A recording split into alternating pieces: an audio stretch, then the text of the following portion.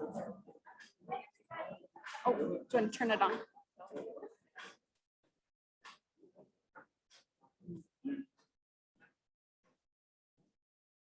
that better? Yes.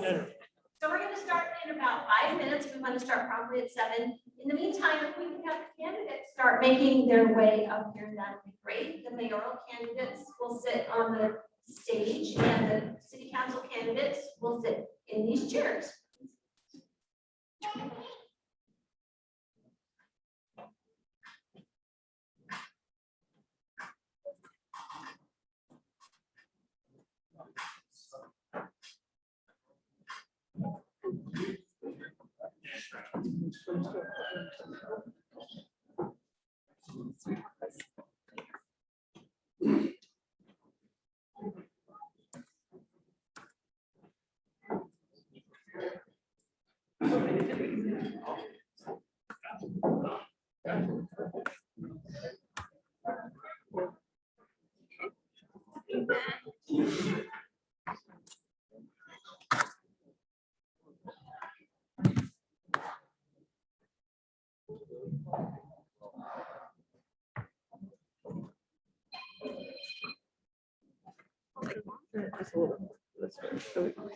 Go ahead.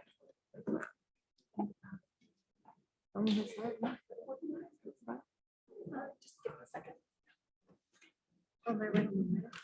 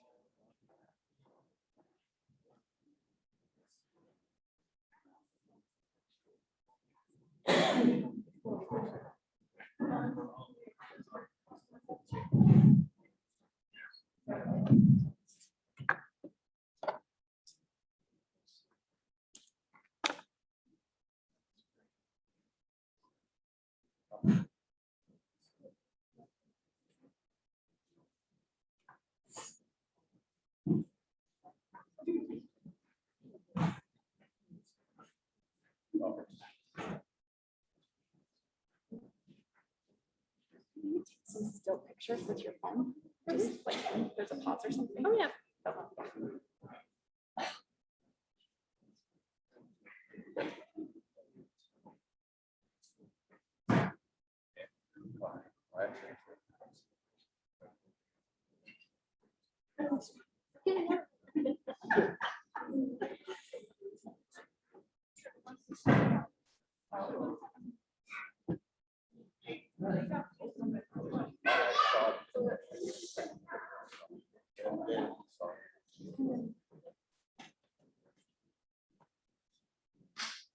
Plenty of seats in the front row. Nobody wants to sit in the front row.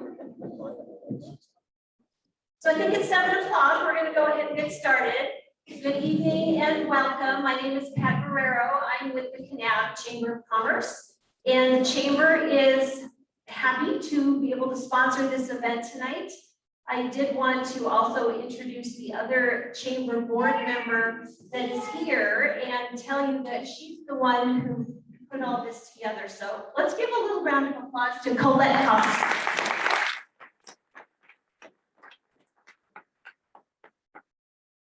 In just a moment, I'm going to be turning it over to Matt Brown. He's going to be the moderator this evening. But first, I'd like to ask all of you to rise and join me in the Pledge of Allegiance.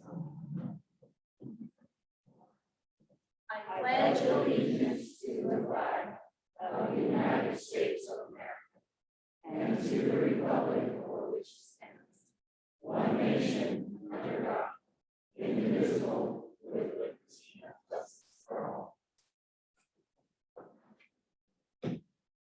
So our moderator tonight is colleague, friend, Kanab businessman, Matt Brown. So I'll have Matt come up and turn the agenda over to him.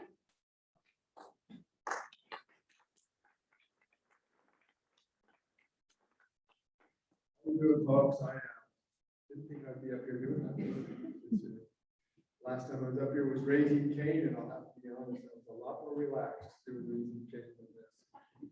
But it's good to be here. I just had thoughts though. I got to share this one really quick story. My dad comes to Kanab in 1966. The very first time he goes to a Kanab City Council meeting, right over here in the library, the very end building. My dad's probably 34, 35 at the time. He grew up here. Guess what happens at City Council? A fight breaks out. Guess who went? Two of the City Council members' wives. Okay? And the mayor got into it, and the next day, or about a week later, when my dad reported about it in the paper, the mayor came in and let him know that if that was the kind of reporting he was going to do, he wouldn't last till Christmas. And my dad passed away here about 6-7 weeks ago, and he's making almost to 90, so he lasted. Anyway, it's good to be here. So let's get into this. We're going to start off with, first of all, with having the candidates for City Council be able to say a few things. And I would say this right up front is that these are the people who actually vote. Mayors only cast a vote when it's a tie, but these are the people that really vote when it comes right down to it. So we really need to listen to them and get good city council people. So to begin with, we'll go with, and they will get 3 minutes to be able to introduce themselves. And then watch down here, there's going to be the cat is going to have a yellow 15-second sign and a time's up sign. And then I have a button back here which causes the floor to open up. So we're going to start with April Crofts, then Chrissy, and then Scott Colson.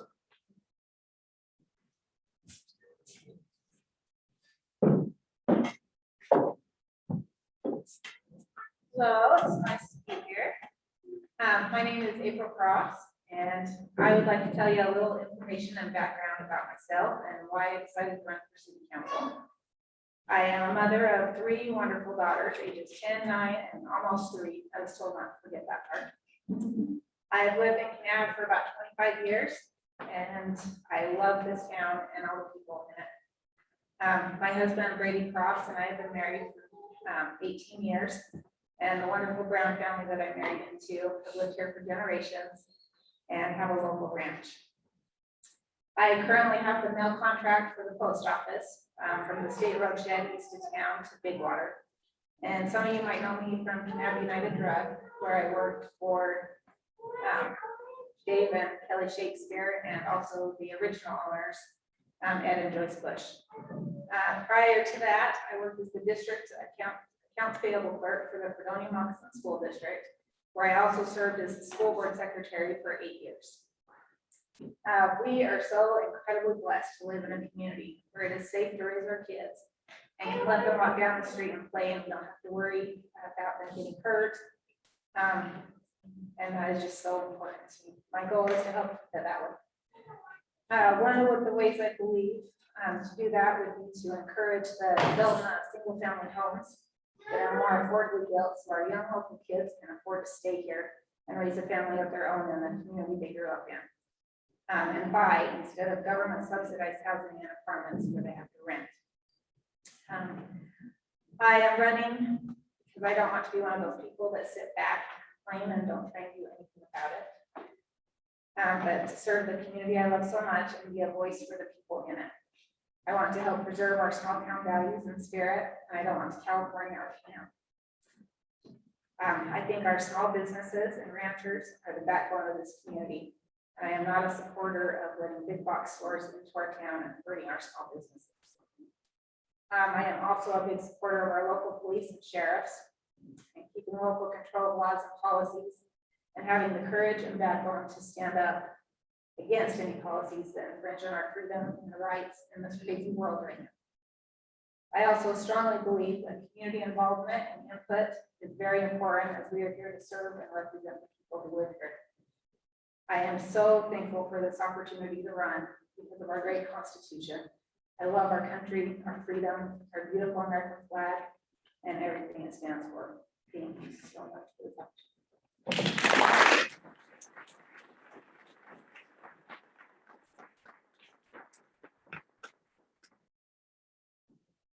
Good evening, everybody. I'm nervous to be here tonight. To get up and talk about myself, my wife probably thinks I do it all the time, but it's kind of on a different level.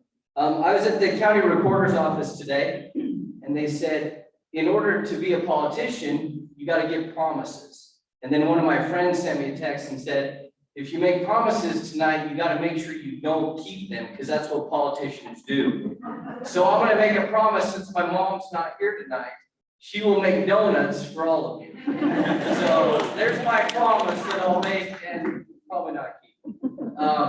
But I appreciate the political process and the ability to run for office. I love it. I studied political science at Utah Valley University and have a bachelor's degree in international relations.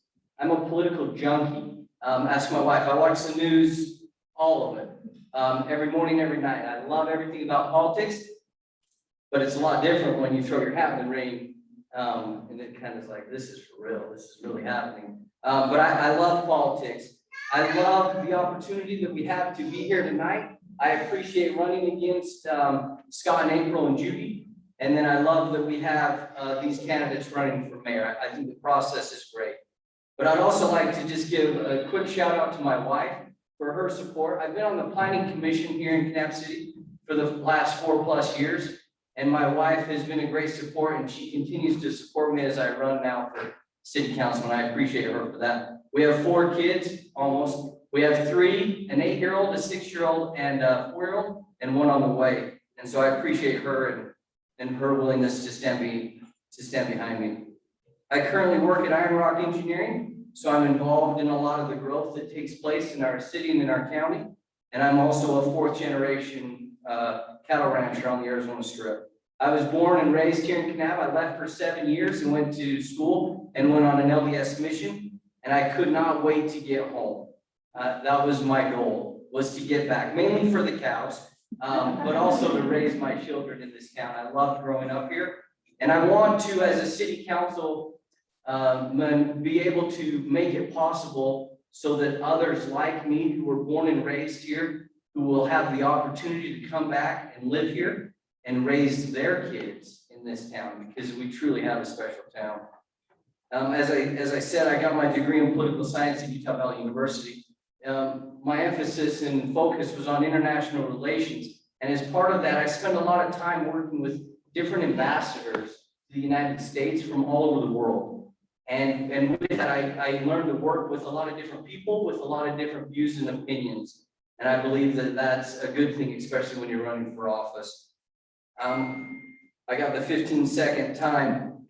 Kanab will grow, and I hope we can do so responsibly. Please get out and vote, and I'd love to hear more from all of you. Thank you.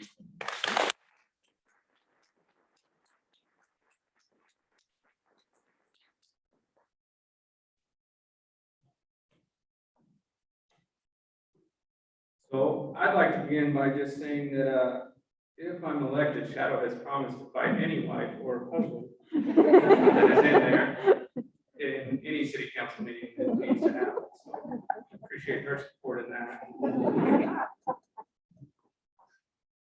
I do want to begin by expressing my gratitude and appreciation for all the individuals who chose to run.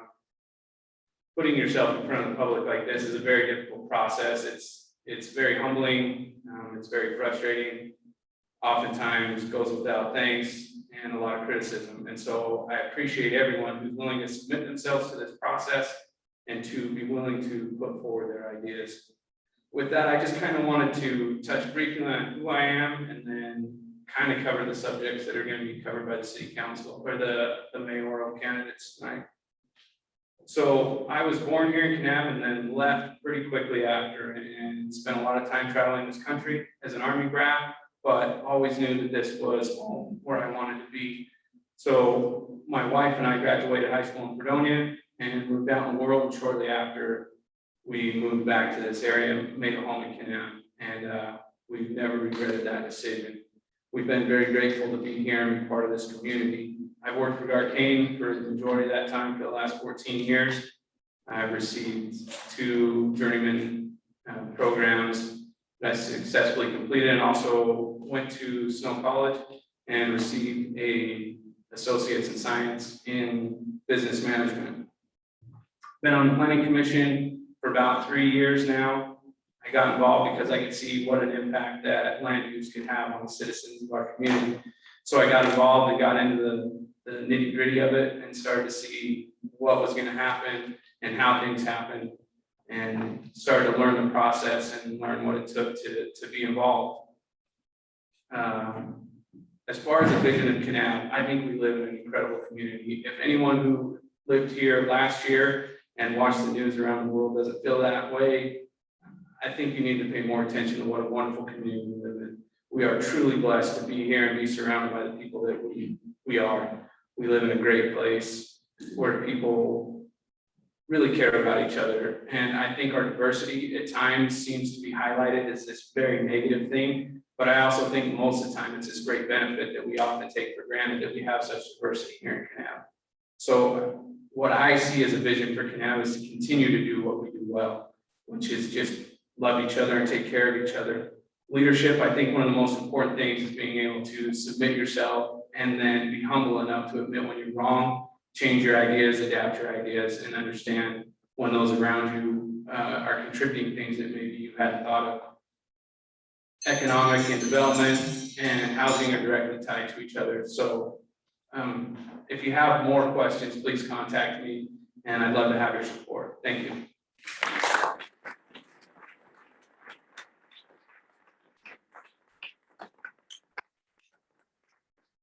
I'd like to thank April and Chris and Scott. Let them go sit with whoever they like there, or the audience. And we just also mentioned again, Judy Woolley was not able to be here tonight. And but we will be having as a chamber another meet the candidates type of a night like this. It will take place in October, which will be closer to the general election, because the city council is not on the election that will be here in a few weeks. That will be just for the mayoral candidates and so forth. And so I just would mention that. Would also mention that this is on Zoom, is it via Zoom on the Facebook? And Colette said there are several people watching, so we'd like to welcome those folks who are relaxing at home and watching this. And let's move on now, and we'd like to be able to introduce or have the candidates for mayor introduce themselves. I think we'll just start here on this end of the table and move along there. You'll get a shorter period of time than the city council. You'll only get 2 minutes to say that, but also at the very end, you're gonna get another 2 minutes. And so with that being said, we'll turn the time over to you to introduce yourselves. You stay right here. Just stay right there. Hopefully those microphones all work for you. Yeah. I'm perfectly fine with a shorter amount of time to talk. I'm Colton Johnson. I was born and raised here. Me and my wife Jessica lived here for the last 8 or 9 years. I moved away, went to college, we got married as I was going to college in Cedar. And at college, I studied social studies and physical education. I especially focused on U.S. history, loved to learn about the Constitution and the founders of the country. And I also loved the physical education side. I went into that with an emphasis on teaching and coaching. After that, we moved to North Severe, got a job in Salina at North Severe, taught there for a year. 3 months into it, they asked me to be the head football coach and softball coach. And I did that for that year, and I loved it. There's a lot of great people out there. It reminded me a lot of home. But the goal is always to get home, and that's we thought, a job opened up during that first year, and I was able to get back home. And I teach here at the middle school, where I teach physical education, English language arts, and social studies. Running for mayor wasn't something that I've always planned on doing. I've always cared a lot about Kanab. I love Kanab. My family's been here for 8 generations. My kids will be 9. Hopefully they want to live here as well. Being a Kanab Cowboy is kind of a big part of my identity. I get emotional when I talk. You see me in church, man, it's been a while. I love the town, I love the people here. I came fast.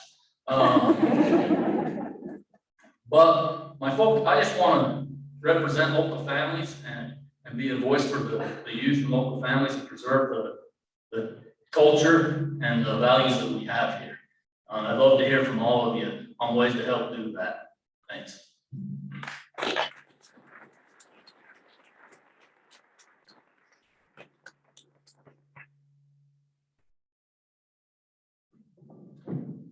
Hello, I'm Hal Johnson.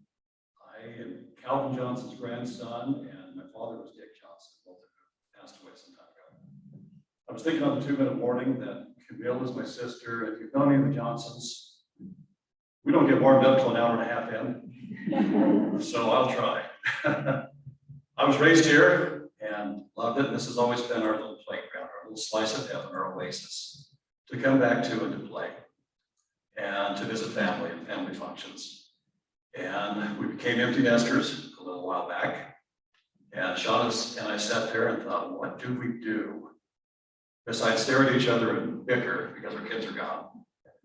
They're on a successful track. They're all doing well, which makes us feel kind of useless.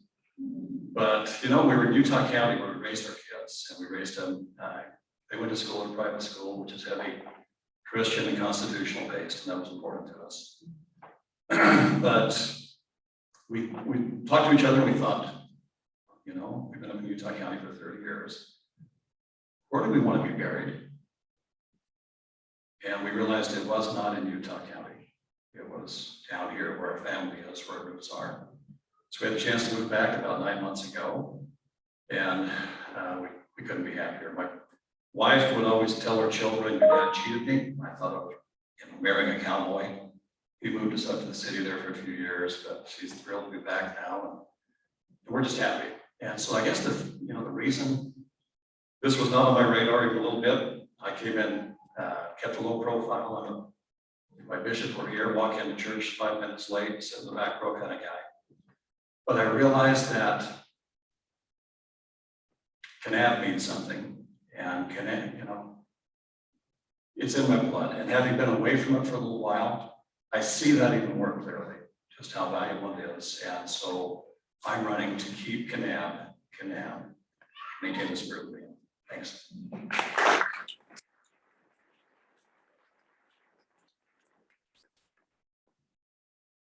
All right, some of you may know me as all over town. I have 3 businesses and 4 kids. My name is Cindy Viteri. Some of you may know me as Cindy Johnston or Cindy Brown or Mayor Joy Jordan III or Shauna Cox II. I made some notes so I wouldn't get started here because I need 2 minutes to give it to you. I love Kanab. Each time I left Kanab, I couldn't wait to come back, which is sounds like we're all locals. We're 3rd generations, 4th generations, maybe even so on. I served in the National Guard and understand the sacrifice it took for the generations before us. It made us who we are today, and I believe it's our time to continue. So I want to be mayor so that I can be keep Kanab's legacy with fresh ideas and new energy. I'm not a politician. I just like to get involved. And I want to see what changes we can make that would keep us more neighborly. I want to introduce block parties, quarterly dances, and community gardens to bring us together to learn of each other's qualities where we can serve. Support each other and stop living outside our means. Follow the rule of law. The Constitution was designed by God for humanity. Many heroes to name a few, but these stand out in my mind. Captain Moroni, our forefathers, were inspired for this time. Stand for what we believe and plant our feet. Let's swim against the current, Kanab, and lead in righteousness. Doing what's easy, uncomfortable, and compromising or compromising our freedoms is not us. Live like we are designed to in a small town, free from people policing each other and lending a hand. I'm offering you my services and would be honored to accept this position.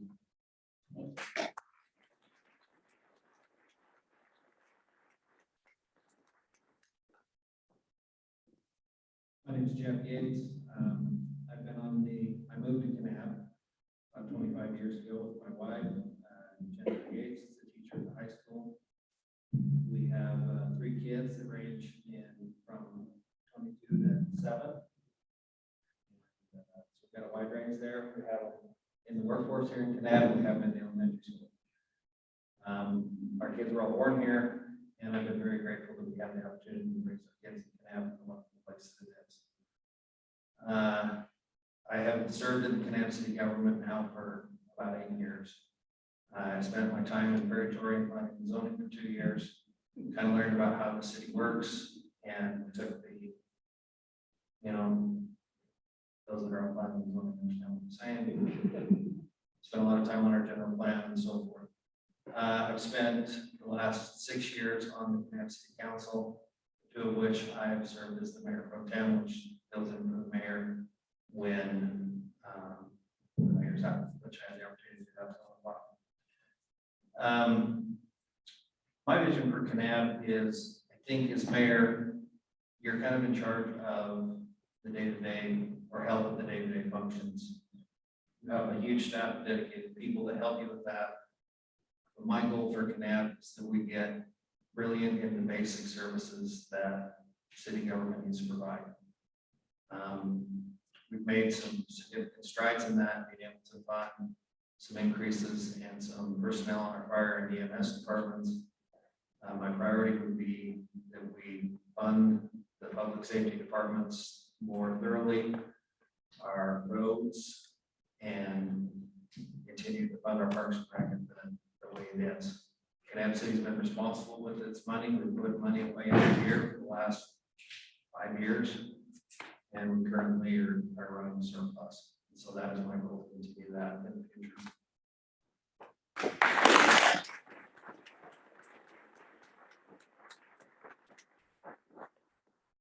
Thank you. Appreciate that introduction.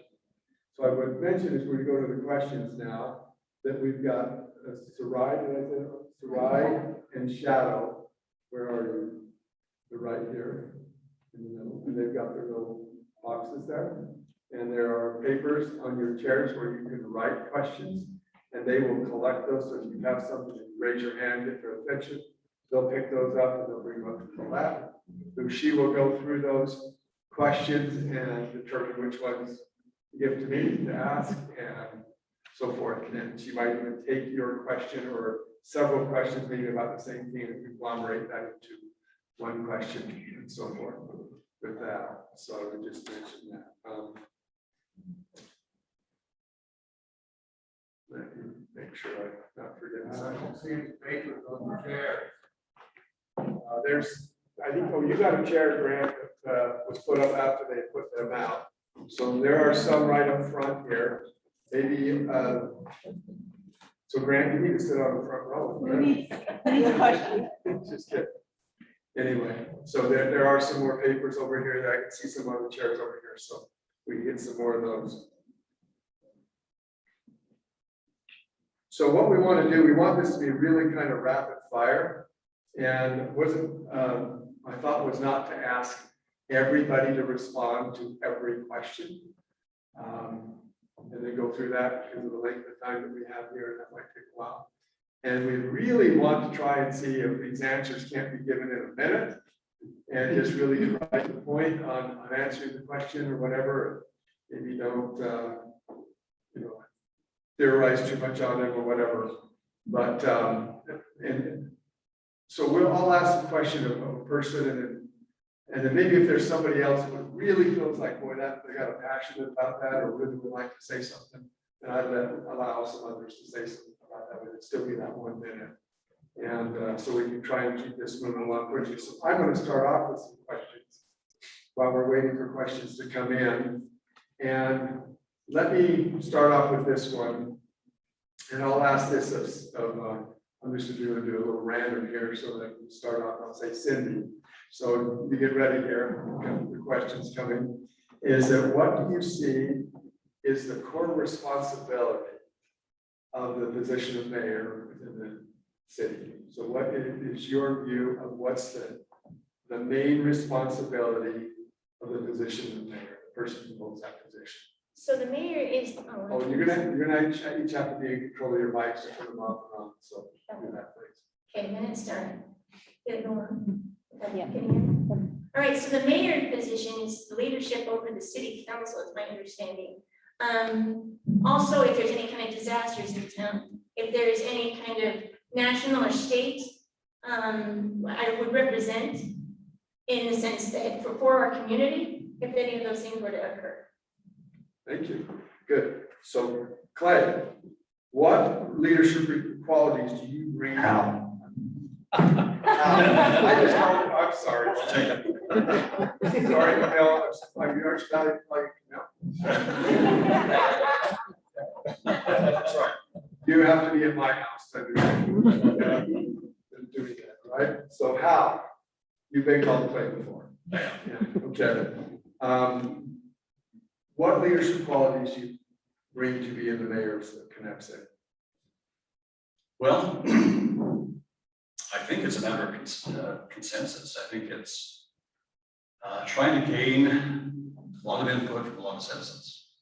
It disturbs me when we elect leaders and they're in, and then they think that they've invested in them, not just leadership, but also wisdom and the ability to make all the decisions. And I don't like that. I want to bring a consensus. I want to get feedback. I want to open that up. I think unitedly, we can come up with a lot better solutions to problems than we can by fiat or discussion within a group of people sitting around a table. So I want to, in this position, more wide open, more discussion, more listening. Okay, great, thank you. So let me ask this next one here then of Jeff. How do you see your leadership qualities being a benefit to the community? That's kind of a similar one to the house, but how do you see your personal leadership qualities being a benefit to the community? I think I have the ability to communicate with people from all different backgrounds and stripes. And I think I can take the amount of information and hopefully come up with consensus that can be agreed with most. Good, thank you.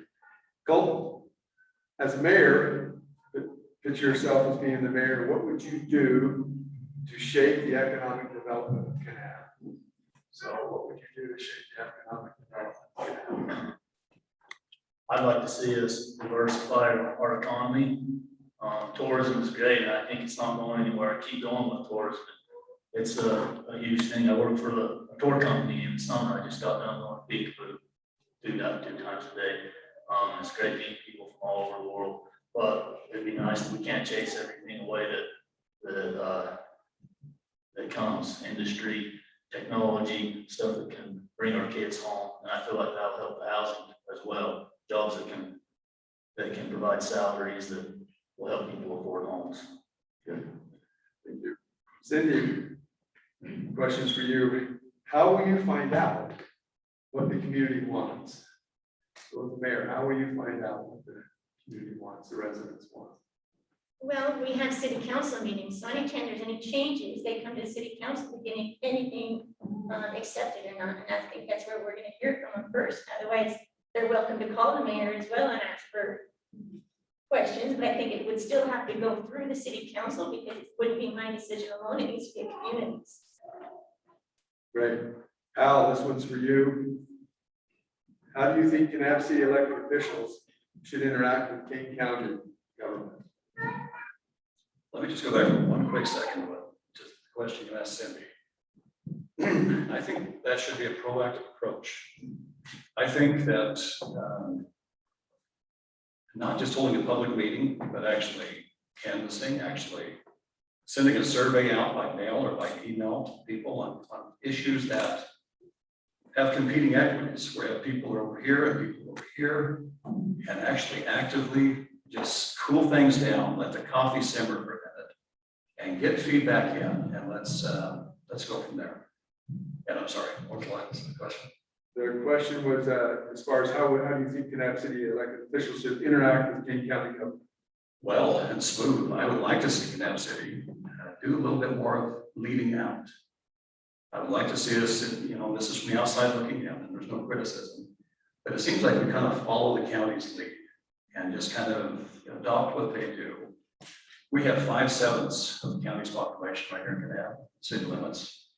I would like to see us lead out and kind of take an opening stride and not just kind of fall in line and follow what they have to say, but at the same time, really good relations, work cooperatively, and maintain strong professional ties.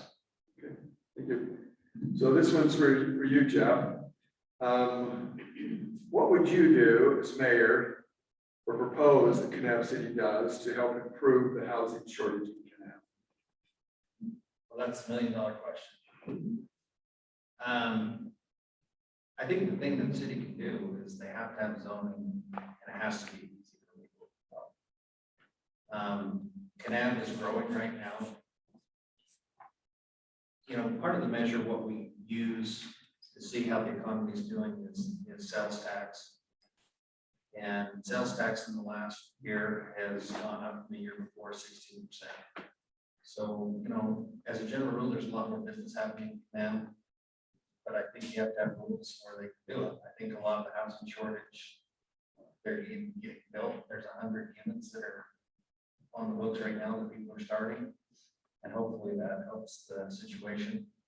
But I think it's something we're going to struggle with for a while because we're in a desirable destination.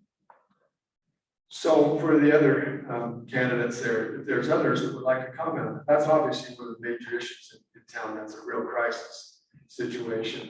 And we have businesses that will close down and only be open maybe 5 days a week instead of 6 days because they just can't get enough employees or whatever, and employees don't have places to live.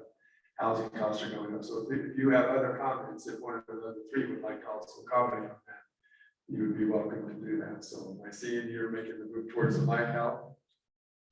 Yeah. So this is an eggshell comment, maybe. I don't want to break any eggshells, but I really do think the preponderance of vacation rentals in the community is throwing things a little out of balance. I really do. I think that it's driving up rental prices. I think it's driving up even property costs, sales prices. And it's a tough one. It is actually a tough one because you can't take away private property rights. You wouldn't want to. You don't want to take a person's income and mess with it or diminish it. But at the same time, it is what is making the inventory limited. And I think what Jeff is talking about with these additional units coming in is wonderful. We can do more of that. But we did have a discussion, a really open, frank discussion. And my thoughts were to convene a committee or a task force. I guess committee is the right word. If I were to be elected and have good and honorable people on all sides of this equation get together, realize that we have an issue and discuss it and come back with some ideas. Look at what other communities are doing, what other areas are doing, and let's deal with this up front and professionally and hammer it out. Thank you. So do you want to comment? I think this Airbnb verbal vacation rental is not just here, it is the whole United States and worldwide. It is not just a small community problem. I think that we need to live within our means, so building more government housing is not the answer. We need to, maybe the tiny homes, maybe we take the limit of how big our homes can be for the lot sizes that we have and get rid of that so that we can put these things and put more on them to live within our means. Go ahead, Colton. I always mention, is it better without this? I feel like Yeah, it's no, not. you want it. All right. We want everybody to hear it. Okay. I feel like I already mentioned diversifying the economy with housing and stuff, and but I feel like you mentioned the employees, like people should, because they don't have employees. If we can get families in, blue collar families in, then look what other communities are doing, see if we can invite businesses in, then that's where a lot of our employees are coming from. Tourism can feed a lot of mouths, but some of these jobs are secondary jobs. They're not primary jobs that help people get in homes and support a family. So I just kind of wanted to mention that, if we can diversify the economy, that helps bring employees as well, high school students, people looking for secondary jobs in these families. That's it. Thank you. I have one more. Sorry. Go ahead. I also, with these three, with the businesses that I have 9 employees, and I know the struggle that we're having for employees and getting people hired. We are also shutting down 1 day a week because we can't keep some of our businesses open because of the lack of help. And it's not going to change anything to, I'm trying to find the words for it, maybe sound right, but we can't, we're raising the pay for it, but the job is not bringing any more money in. So we do have a serious situation on our hands. All right, I think I need to. Oh, okay, go ahead. I've been part of those decisions to allow vacation rentals. Okay, I disagree with Mr. Johnson on how. Those committees already exist. You know, we have planning and zoning, and those are good knowledgeable people to get together. And honestly, that's where your ordinances start. You know, we need to work within the framework we already have, rather than create some new bureaucracy. And then it moves from there, and then you have people on the city council, there's 5 of them, they get a vote. And they're the ones that decide that. And so one thing we've got to be careful with is, how do you balance people's ability to use their property, their highest and best use? And I don't necessarily believe if you take away their ability to have a vacation rental, that will even become an affordable housing unit. But with those, that framework exists, you know, and so that is one of the complaints that we've had, is there isn't sufficient housing. But at the same time, I don't think that we want to micromanage people's property. You want to say something else, Hal? Just briefly. I admire a good and honorable man what they've done. I admire property rights, but this is the number one thing I hear. I heard today about a young girl in the apartments, what they call now, no, just below that. No Pueblo. Just today, I heard that she is struggling. Her mother's concerned. She can't afford any full-time friends there. They'll come in.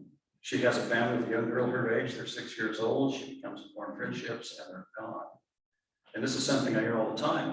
My brother Rob has one right across the house from him, right across the street from him. And he's a police officer, you know, he's a sheriff's deputy. But he said there has to be a little higher level of awareness, because people from other states and cultures are fascinated by our culture. And they'll be out front, they'll take pictures, they're looking, they're watching, and they're not necessarily, I don't believe they're background checked. And so it's just, the house moves in the left, house moves on the right, children are good there, they're gone because it becomes vacation home. I'm not saying you have the solutions, but I'm saying the status quo needs to be addressed. Okay, thank you. So that was, there were a couple of these 3x5 cards were specifically about the housing situation, just worded in different ways. And so I think we've had a chance to discuss about that. Now I've got several other cards here where they are referring to water. I've got 3 of them here, and I don't want to ask all 3 of them, but they're all referring to water, which obviously is always a situation. I remember as a kid, we had a situation where they, I remember my mom came out and says, turn the water off, we don't want to get a ticket. And this is, I was probably about 8 or 9 years old, and we couldn't water our lawns. Of course, back in the 60s, the lawns in Kanab were not much to speak about. But anyway, water is obviously an issue. So I'm going to try and summarize this with the growth that's happening here, possible other businesses that are coming here, the possibility of a golf course, but that is not necessarily on city water. Well, it's not, you know, I shouldn't even phrase it that way. It is not on city water, but it is just part of the general water conversation. Maybe we could have each one of you speak to the water situation. And I'm gonna say we're gonna start off with Colton there, and so I'll give you a chance to think about what you're gonna say there, Colton. But to address that infrastructure aspect of water, you know, what would you do there? How would you try to get the best answers? And what's your philosophy and theories and your core I think I beliefs? got it narrowed down to what you're asking. It seems it's kind of a big question. My microphone's not on again here.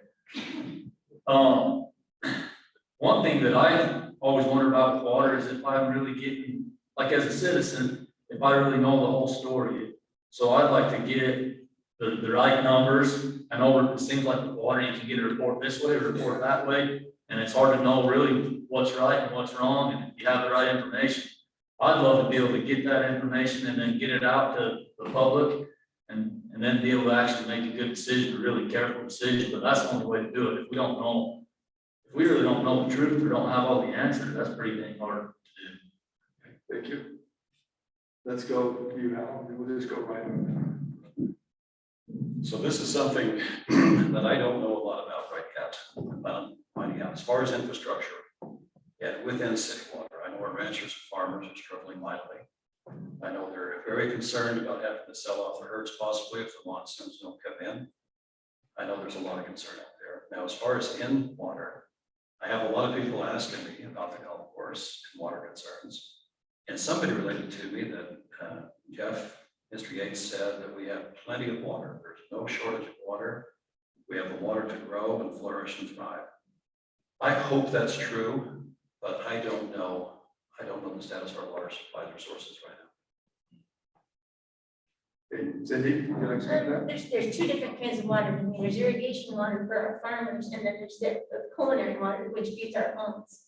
As far as the irrigation water, the golf course is trying to use the irrigation water and make claims on water that we own, or that they own, and they have the right to do that.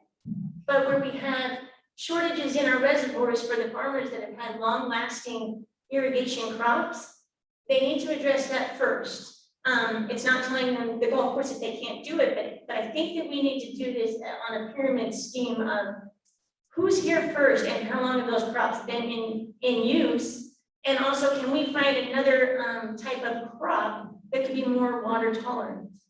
Because we do go through these years, and if we can find more tolerant, I mean, I know alfalfa takes a lot of water, but we also have a lot of cattle and a lot of livestock that depend upon it. So if we can change maybe that to a three-way or to more of oats, we'll change it out. And that we have to change our fields all the time to keep the nutrients into it as well. As far as culinary, I don't have statistics, but I know that Cave Lakes has a very good source up there that has not been messed with yet that I know of. And I believe we have enough culinary water. I don't know what the growth will do to them without knowing any statistics. Yeah, go ahead. Wow. I didn't realize when I moved to Kanab 25 years ago, somebody told me that whiskey is for drinking and water is for providing. I never believed it until the last 2 years. Let me tell you what Kanab City is doing with water and what the situation is with our culinary water.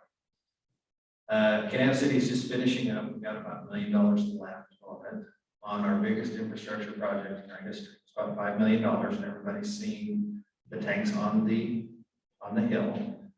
And those are replacing some tanks that were put in the 70s. It's about a $5 million overall project. It's for water storage, so we have plenty of water to fight fire. And if there's a disruption for a short period of time, then there's sufficient for us to keep going. Kanab City currently, I know there's a difference between having the rights and being able to use it. We're using around 20% of our rights. Contrary to popular belief, the wells are about at the same level they were at this time last year and the year before. And so at this time, we're not super alarmed about it yet. And our goal is that we will continue to put more wells on the field. You want to make any further comments on water? Sure. Yes. You mentioned the golf course. If that's a threat to our agriculture, that's part of our economy being diverse. If the golf course is a threat to our farmers and ranchers, that doesn't seem like a great trade-off. If we lose diversity in our economy. And from what I've heard on the golf course, I don't know that question specifically about the golf course, but I remember you mentioned it in there. From what I've heard, it's not something that your kids are going to be able to go golf on. It's kind of a fancier deal. If it was some more for local use, then great, but I don't see how that diversifies our economy. If it's a threat to our irrigation water, I don't know if it is, that's what I meant, we need to know a little bit more about that. Thank you. So on this next question, and I'm gonna have every one of you respond to this one. And so, let me go out what the question is, and then you give it, and we're gonna start with you down the other end of the table, Jeff. And then we'll come back. You make me go first. Yes, we'll let you go first, okay? And what the question is here, and they asked here, they wrote on here, to ask this of all candidates, and they actually asked, can we give 2 minutes for this? So maybe let's give a minute and a half. Wow. So what do you see as the top 3 issues Kanab is facing? What are the top 3 issues Kanab is facing? And what solutions, ideas, you have to forward those, to solve and forward those issues, or I guess maybe to solve those issues. So top 3 issues are that you see Kanab is facing and how you can solve it, or just your quick response to solve those. Yeah, okay, I'll get that. 30 seconds for each one. All right. Our top issue is growth. Okay, so popular or not, Kanab, Utah collects impact fees. And I'm going to give you and this is a measure of growth in the city. In fiscal year 2018, 2019, we collected $130,514 impact fees. 2019 to 2020, 601,287. Fiscal year last year, 928, 253. Okay. People are coming whether we like it or not. I think what we need to do is part of why we have impact fees, and so that helps pay for the impact of the new growth. I think that we need to make significant investment in our infrastructure, our roads, our water system, which we're in the middle of, developing more wells. The other thing that we need to make a big investment in, and I think that's the biggest priority that I have, is public safety. As the community grows, the police department needs to grow. The fire department needs to be more able to handle any kind of emergency. And now, by state law, we're required to provide EMS service to our citizens. I think that's going to be our biggest growth. And so I think we need to make sure that we have the revenue to cover those things. Cindy, the top 3 issues facing Kanab? Well, I haven't been mayor very long, but I would say from being on the streets and doing what we have, water was our huge one. The irrigations where they had to shut water off during the week when it was their time to water was a huge one. So we'd like to find a solution to that one as well. We do have more growth coming, and I would like to keep our Kanab legacy, a cowboy legacy, one where they all work together and they're hardworking and we're neighborly and we help each other. And the other one is we have too much government going on. I think that we're exceeding what we need to do, and we need to step up as citizens and actually lend a hand rather than paying somebody to keep going out and making bigger agencies and businesses out of our government agencies. It needs to be a volunteer, and from that, we will have less taxes. I'm not saying get rid of anything. I don't have anything in front of me. Like I said, I haven't been mayor very long. So I would say if we had that insight of more neighborly and more community service, we can make a huge difference. Oh, I'm at a minute and a half. Thank you. So 3 top challenges facing Kanab now. And what would you do? Top 3. So I've given kind of a listening tour. I've just been talking to a lot of people. I'm sure we all have, and asking questions. And far and away, the biggest one is a concern about runaway or unrestrained or not well-managed growth. That's what I'm hearing all of the time. And, I've had people say, I was in Moab in the 1980s. I was there in the 70s, and Moab now is not the Moab then. And to me, as I mentioned earlier, coming back, Kanab is a special place. I really feel like it's a unicorn. And I feel like if we don't get a handle on that, not shut it down, not restricted, but really have a plan, intentional, strategic growth. I feel like we're gonna suffer death by 1,000 cats, and we will follow that same track as these other municipalities. So that's what I hear far and away number one. How much time do I have left? 35 seconds. 35 seconds. The second one is, well, it's a twin, it's housing and employment. So we've already addressed housing a little bit. I've already kind of told you my thoughts on that. I just think it needs a serious assessment. I think we need to just not have a hopscotch patchwork quilt growth pattern, and just, we have to start with this question. Where do we want Kanab to be? What do we want it to look like in 10 years, in 20 years? What do we want to pass on to our kids and our grandkids? And let's hopefully get a control of that and think through it. All right. There we go. All right. How are you? Everybody's mentioned growth. That is the number one deal, and I kind of echo what they say. Just responsible. We need responsible growth. I'll work together as a community to figure out carefully what that's going to look like, and then keep in mind our, the values that we have, our Southern Utah family values. That's what I love about all of rural Southern Utah is family and youth are the center of the community, and they always need to be. So I would say, don't forget our youth. Sometimes, as people have talked to me, sometimes they feel like, man, it seems like we sell out a little bit for the tourists, and we can get our kids there. Maybe we can focus a little bit on things through them. And that's what I would hope we would do as we grow, as long as we have them as the center and them as the focus, and realize that they're going to be taking our places, then hopefully we can hold on to those values and that heritage and our traditions that we all love. I think that's kind of what all of us want to see, is to hold on to what makes Kanab special. Thank you. I'm impressed with the four of you that you've been staying so on track. I just looked at my time. I'm like, we're doing really actually pretty good. Pat? You guys can't see that she put a sign up, but she's also got a threatening weapon over here. Anyway, that's really good. I got another one here that I think actually is a couple of maybe just would be a couple of quick responses that you can give that don't take a lot of, ideas and whatever. This question is a good one. It says, how many Kanab City Council meetings have you attended? And why run for mayor and not city council member? So how about we start with City with you on that? How many city council meetings? And let's have each one of you just answer that. Just how many city council meetings have you attended? And then why mayor and not city council? That's me. Okay. And we'll let each one of you answer. So in the last year, I have attended quite a few. We have tried to do a hemp crop out east of town in an agricultural zone.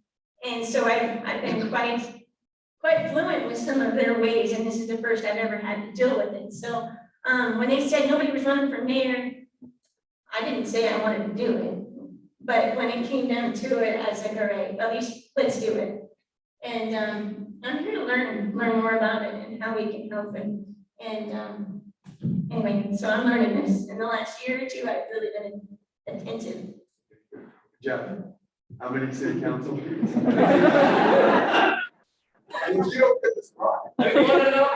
Yes. How many is How many weeks are there in a year? How many weeks? Yeah, You don't have a weekly though.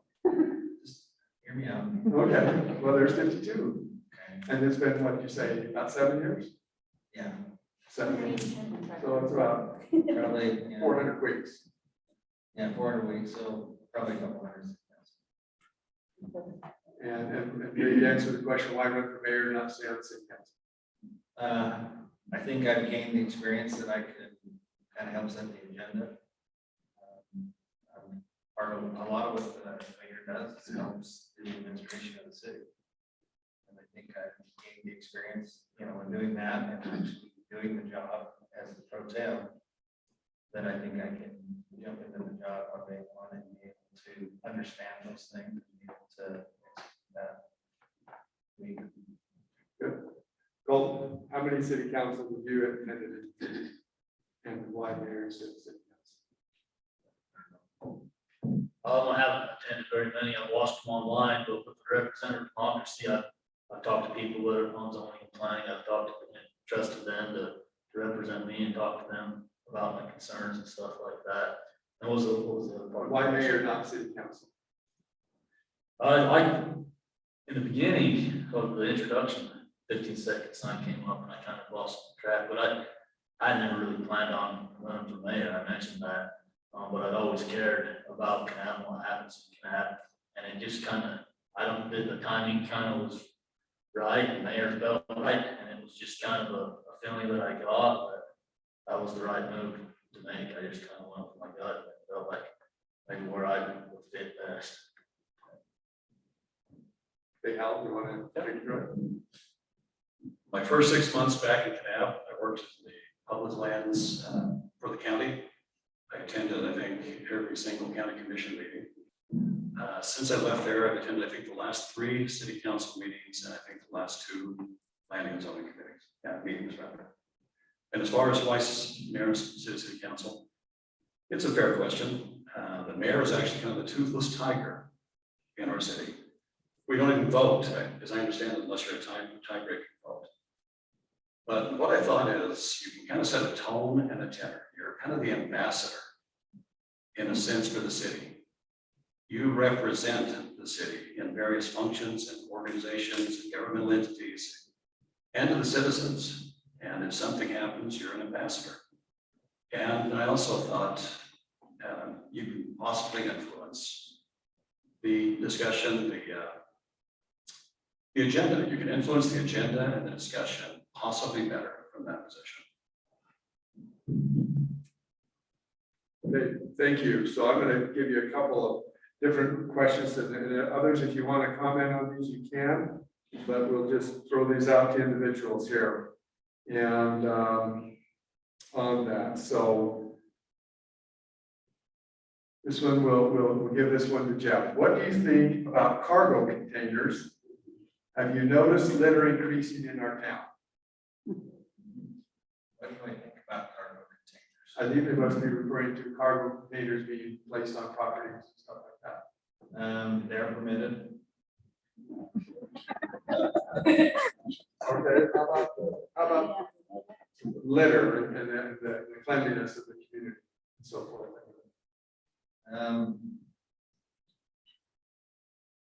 About the same.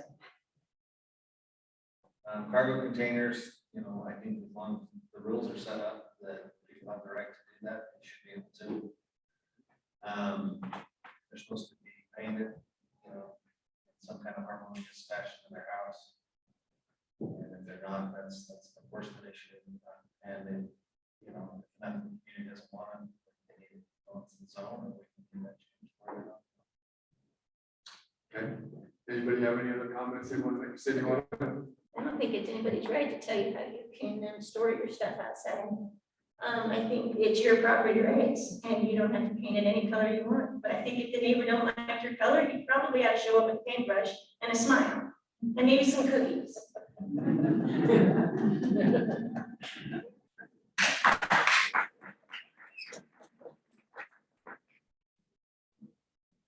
All right, I'm going to give this one to Cole. This question isn't here again. Each of you listen to this, and if you would like to be able to comment on this question, you're definitely able to. The question goes, I am concerned about annexing east of Kanab and what it will cost the taxpayers of Kanab City. So apparently there is some discussion about annexing east of Kanab.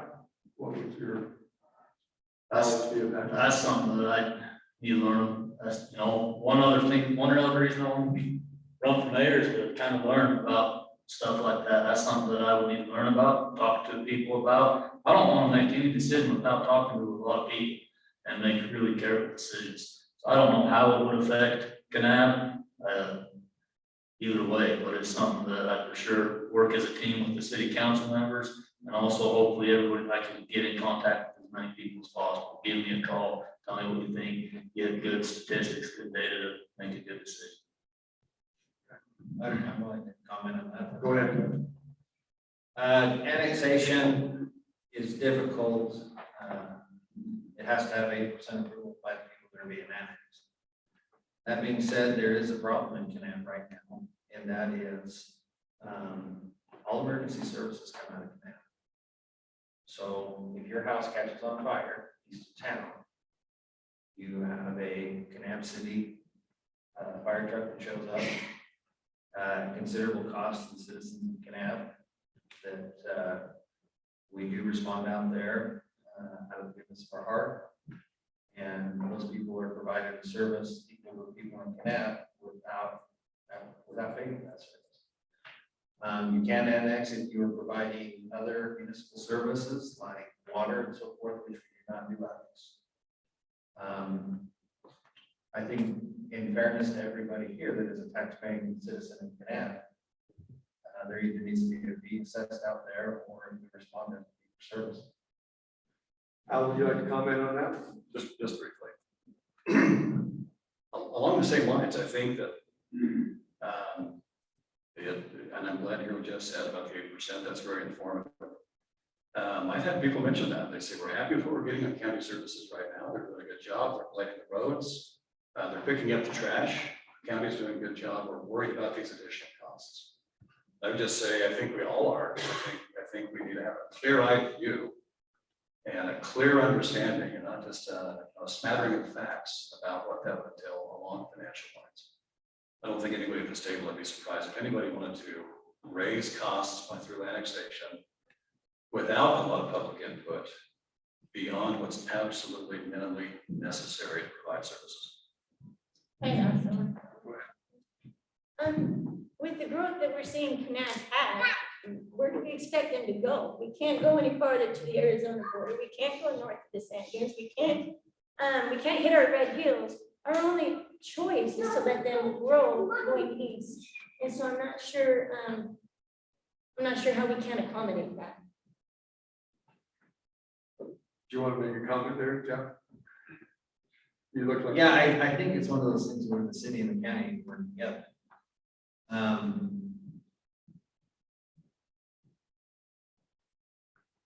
And I think those hard questions need to be asked. Yeah, it's different to develop in the county, there's less standards, there's no impact fees, anything like that. But at the same time, I don't believe that they can expect to have the same level of service as citizens of Kanab City that, chose to live in the city or built in the city. And so that's going to be an issue more and more as more and more those services are taxed more and more with growth. So on Sunday, the Kanab City Fire and EMS had 7 calls.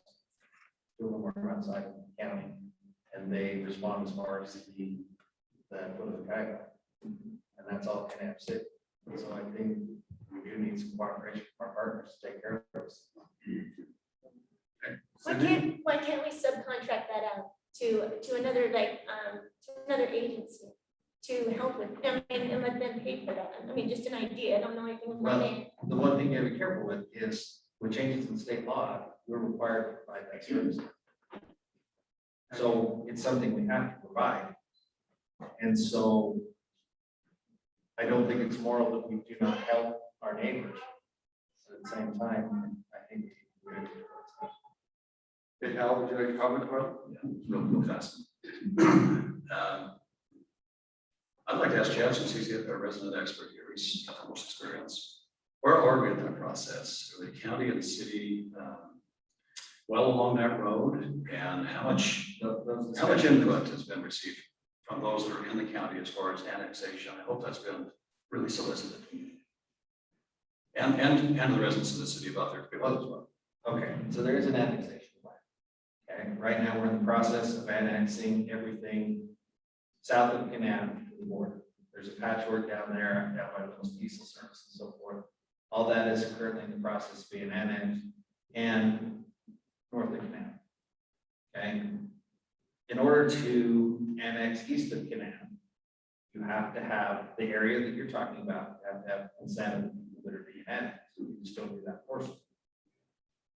But at the same time, I think we need to be careful that we provide, the level of service should be higher in Kanab City than it is in King County, where they chose to live in a place where those services are not tax for what provided for.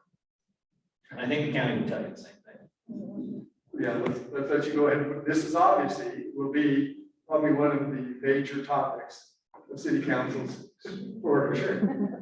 Well, Months and due to come, so this is a great issue to be So the able to big get. thing about government is where does your money go?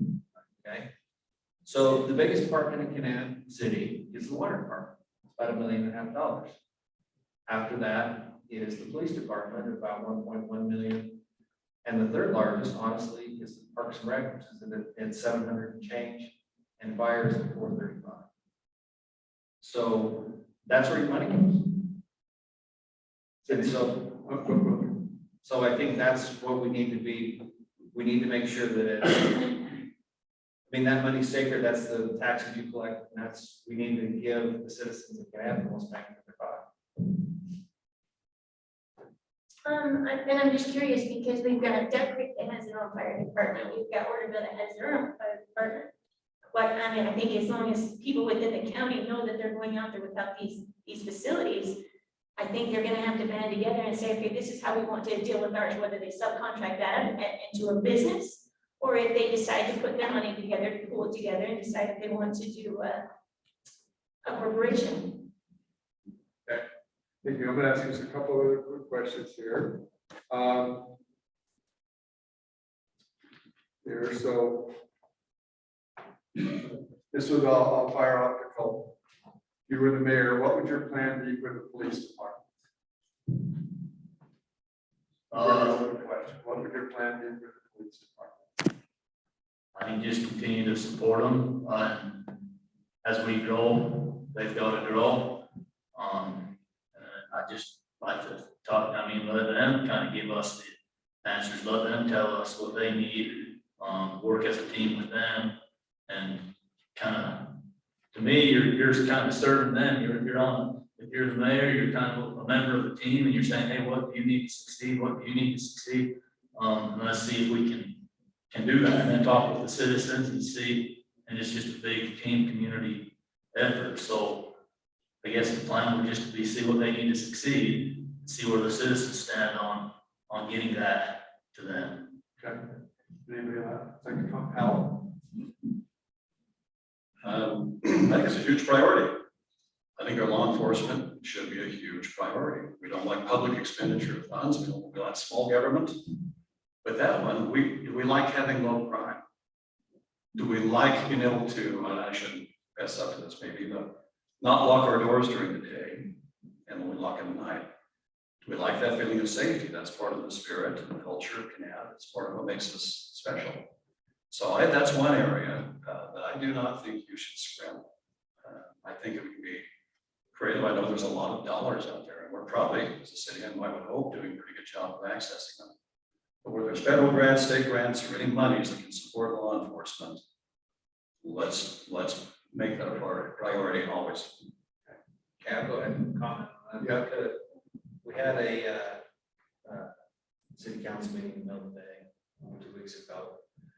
And we kind of outlined our priorities for the next year.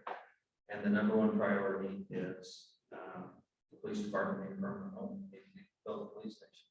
Number two is we're outgrowing already our administrative space in the city, because as the city grows, you have to have more people to administer the jobs the city does. And so I think that's the first priority of the police department. That's what they've said they need to have a dedicated police station that belongs to Kanab City, and that it's a structure that we can be proud of and they can do their jobs.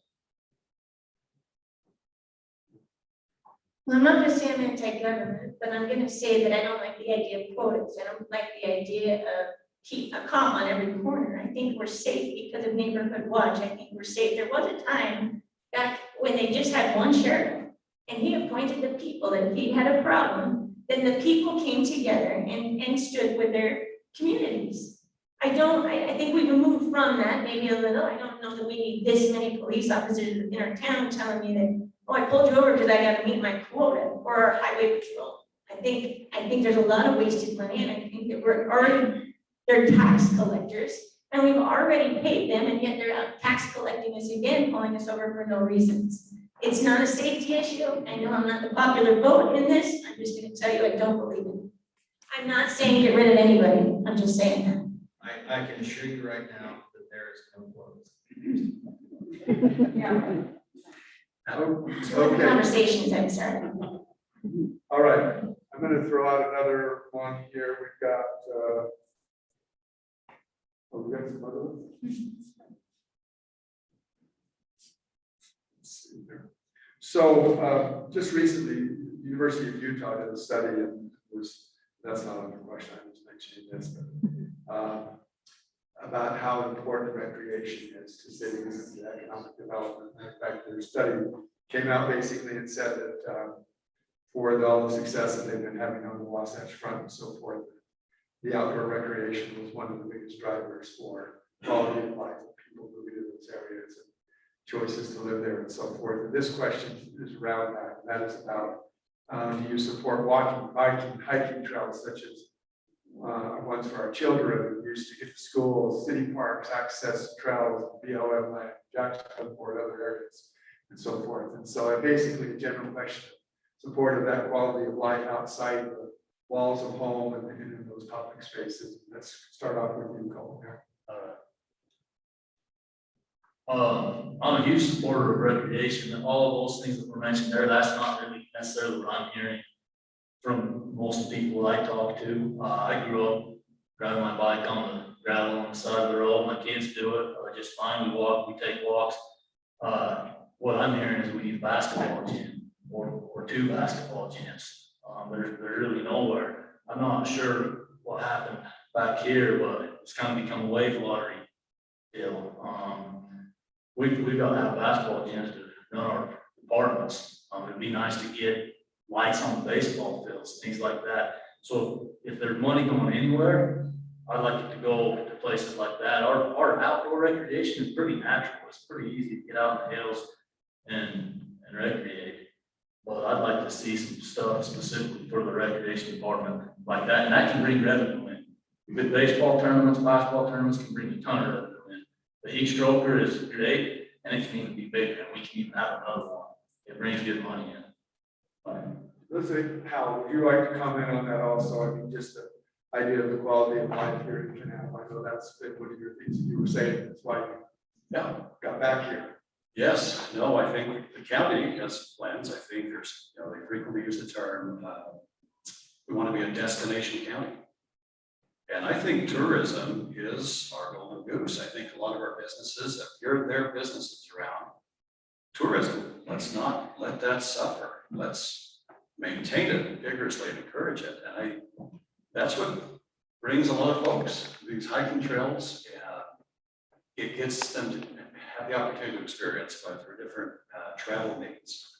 But it's the old thing, Field of Dreams, if you build it, they will come.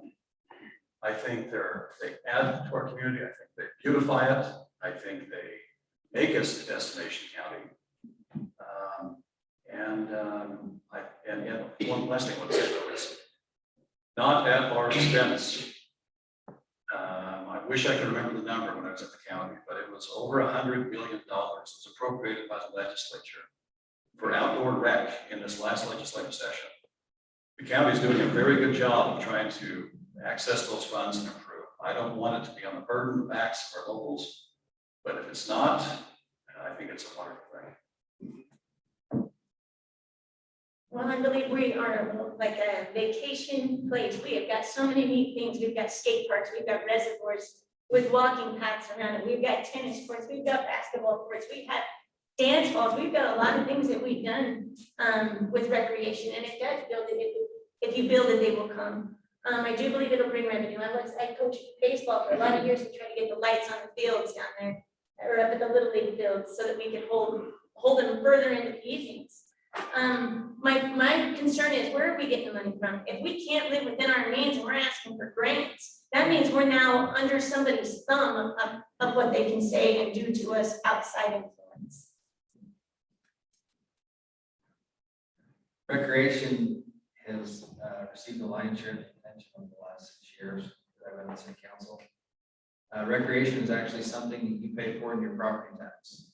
In the property tax that you pay to Kanab City, Or this is geeking out a little bit, 0.000799 goes to general fund. And 0.00053 goes to recreation.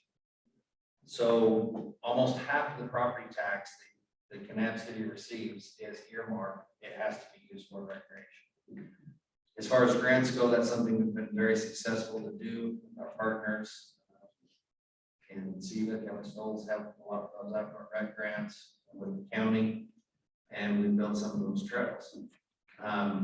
My goal as a mayor would be that we finish some of those facilities off. There's still some work to do. And as far as the gyms, we looked into that building rec center. Our engineer's estimate was about $17 million. That's what we wanted to do, and that was just more than we could afford at the time. Can I, just from what I understand, that part of that 17 million was with the swimming pool and a lot of other stuff, right? And then with tourism, I feel like it's been used as a scare tactic in the past way too many times that what we to affect policy, like they're not going to come. When Trump was talking about shrinking the monument, oh, they're not going to come. I work for a tour company. I love tours. It provides me money in the summer. It didn't affect them. A plague didn't affect them. We've been really, really busy. They're going to keep coming. And as far as money going to the recreation department, where though is it going? Because if you go look at the basketball court in there, the gym don't even have, there's not pads on the backboard, just simple things. Going to build hiking trails and things like that. Because to me, that's for the tourists. I'm talking about recreation for us, for our kids, for them. Thanks. Go ahead. Just a really quick point. I have looked at those grants a little bit. I've studied them a little bit. I know about grants in general. I've talked, Kelly's told a little bit about them. There are no strings attached. You qualify. Your project has to qualify on the grants. You have to make sure you're administering the money that you're given correctly for that project. But there are no future handcuffs or strings. And I'd rather see our community, our town get those funds than Wayne County, Beaver County, or neighboring, that it's allocated. So let's take what we have without increasing our local taxes and build a destination city, a destination county. So grants are how, a lot of it is how your tax dollars that you pay get allocated back here. So we've actually got, as far as what I was given here, the length of time we're going to go, we're kind of coming to the end there. But one question here I thought was actually good, and this has been brought up several times here. Maybe this would be a good little summary of what you would need to do if you could do whatever you wanted to do. And the question was, if you were to receive $1 million grant that the city could use in any way it wanted to, what would you do with that $1 million and why would you do it? So if you could receive, what we'll do is we'll start, you're in there, Jeff, and then work our way back down here. So if you could receive $1 million, Kanab City receives $1 million, use it for whatever you want, what would you use it for and why would you do that? $1 million. First thing I would do is build a police station. I would use it for public safety. Okay. What you, Cindy? $1 million. I can think of crosswalks that need to be put throughout town. I can think of, probably public safeties. I don't know, I'd have to give it some thought.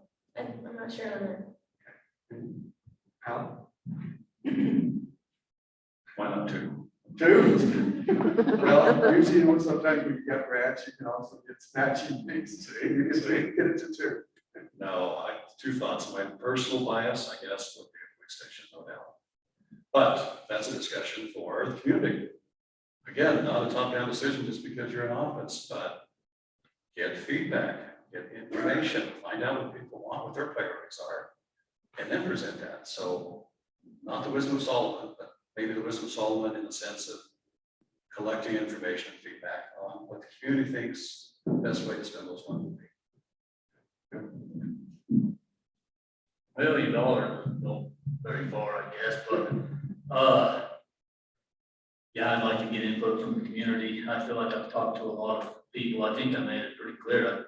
I'd like to put it towards our youth.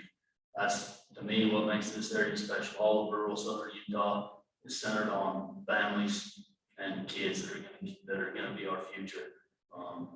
When you've been here for generations, you've got a lot of pride in it, and you don't plan on going anywhere, you don't plan on your kids are going anywhere, but hopefully you have a community that they want to come back to. And so I focus on them and do something for them. All right, so we've got to the point where we used up all of our time for the questions and so forth. And so we're going to give each one of the candidates a couple of minutes to give a summary statement. So you can be thinking about what it is you're 2 minutes, you need 2 minutes to say whatever it is you'd like to say. So if there's something from one of these questions that you really feel like you'd like to emphasize more, or if there's something that you want to really, the people to know that this is why you want to be the mayor and what you would be able to offer for the city of Kanab. So this is going to be your chance to do that. And what we'll do is we'll just, we'll just start down that end of the table to get it out with you, and we'll start with that. So you've got 2 minutes to be able to basically give a summary. Yeah, I was hoping to be last. Huh? I was hoping to be last. I know. Thanks a lot, Matt.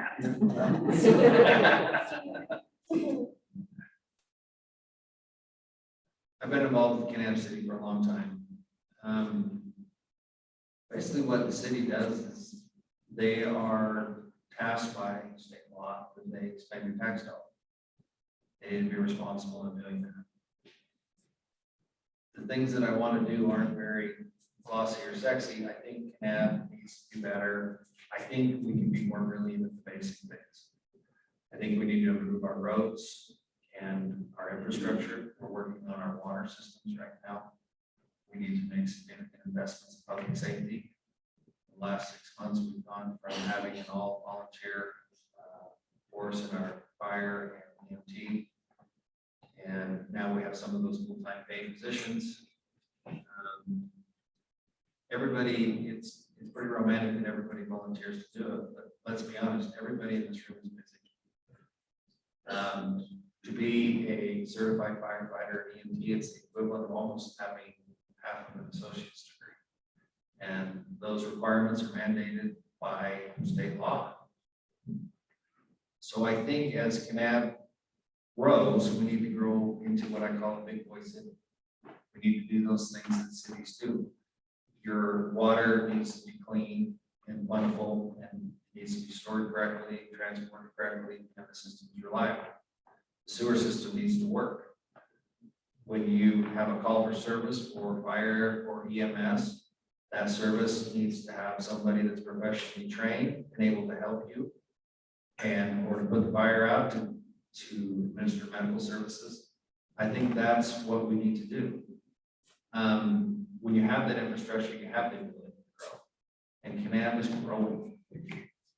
Last year, sales tax increased in the pandemic by 16%. The year before it was 6%. We're growing.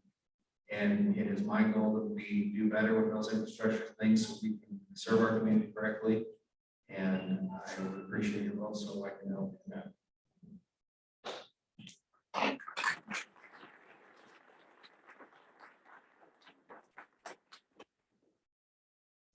All right, so I'm running for mayor to change the culture of government. I'm trying to, I'm gonna read this because then I won't butcher it. We have allowed through compromise our rights to be trampled. I want to help Kanab maintain the cowboy legacy who is based on hard work, integrity, and neighborly love. I am the next generation to move it forward with my fresh ideas and energy to help Kanab. I appreciate the past and I've been a part of it. So my question is what do you love about Kanab? What legacy do we have until now that we can change or evolve, but still maintain that small, safe community? We have lots of tourism coming in and we want to be able to welcome them in. Anyway, I'm excited about mayor.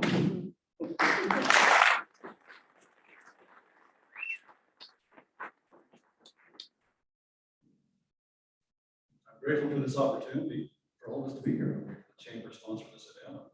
I'm glad we have a bumper crop of people in the audience. I think it's wonderful to see this kind of involvement. Read my best real quick so I can stay within the time frame. Maybe say a couple things. Hal's vision for office. Keep Kanab. Keep it special. Intentional strategic growth well thought out. protect our quality of life, including our public safety, maintain a healthy and vibrant tourism economy while actively seeking other economic opportunities, address pressing housing and workforce issues, more listening, less agenda, be highly accessible to residents, city staff, as well. Apply constitutional principles to lead Kanab City and fight against federal encroachment and federal overreach. And I'm just thinking, one thing maybe we haven't addressed this. The last 16 months of the 16, 17 months of the pandemic have really, I think, opened our eyes. There's possibilities. Instead of bringing in a big infrastructure, a big company, when we talk about business, the amount of people that can work from home, work remotely with a remote workspace. Colton. Means we can have good paying jobs without bringing in things that maybe the community as a whole wouldn't be attracted to with big box companies, big box stores.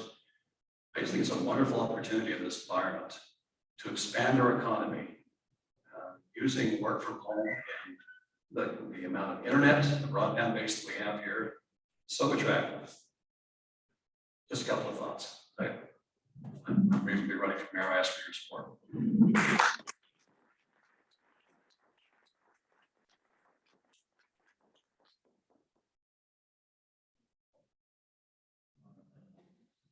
Well, a lot of this is new to me. It might be obvious.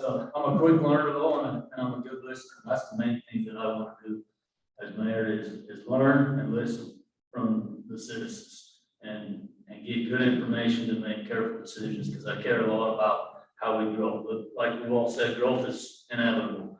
But how we grow is everything. I don't want to lose our traditions, our values, our heritage. I'm running for mayor to serve. There's so, I mean, growing up, what do I do? I'm just looking around the room, so many people up there, people out there that have done so much for me and for my family. It's an opportunity for me to give back in the way that I was given to growing up. I don't want Kanab to lose that sense of community and focus on what's really important. And so if I'm elected, that's going to be my goal, is to listen and to learn and just make really careful decisions. I'd appreciate your support, and I would also really appreciate you reaching out to me and letting me know what your concerns are. I know that I shared some of the things that I would like to see happen, but if I learn that that's not what the majority of the community want, or if that's not the best thing to do, then, you know, I'm here. I want to serve and give back. Thanks.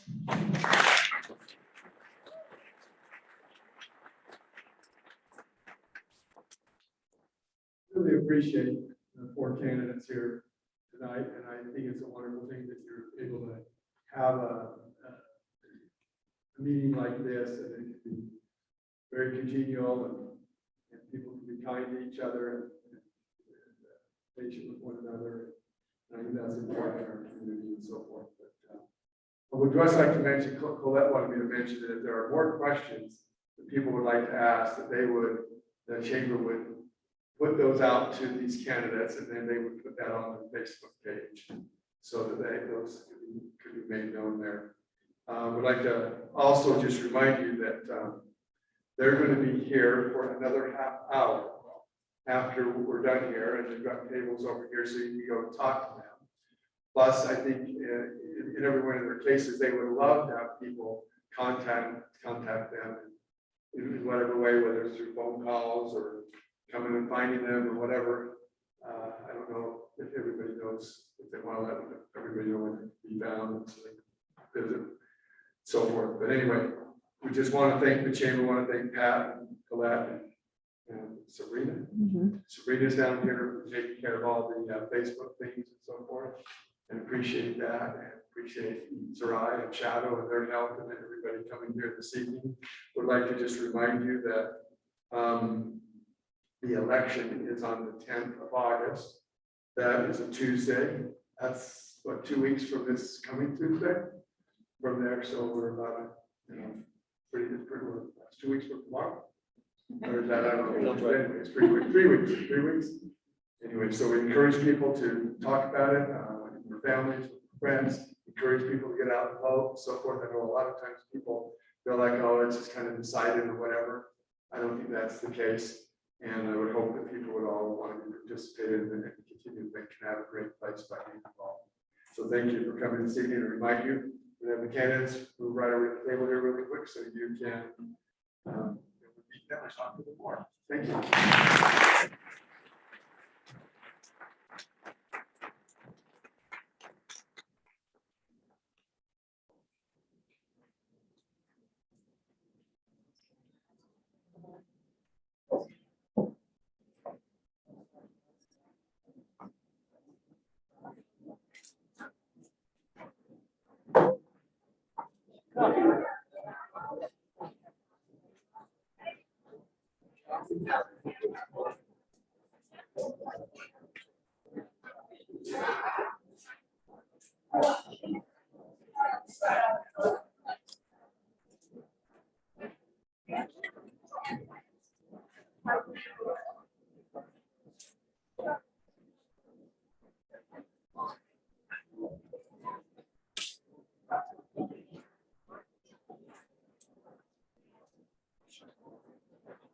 Thank you.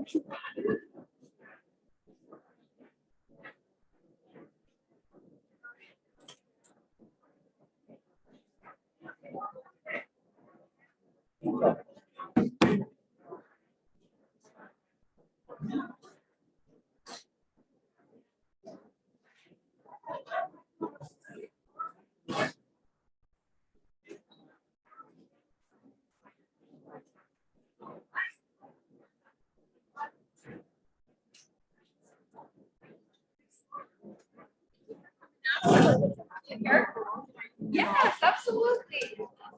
Turn off the internet.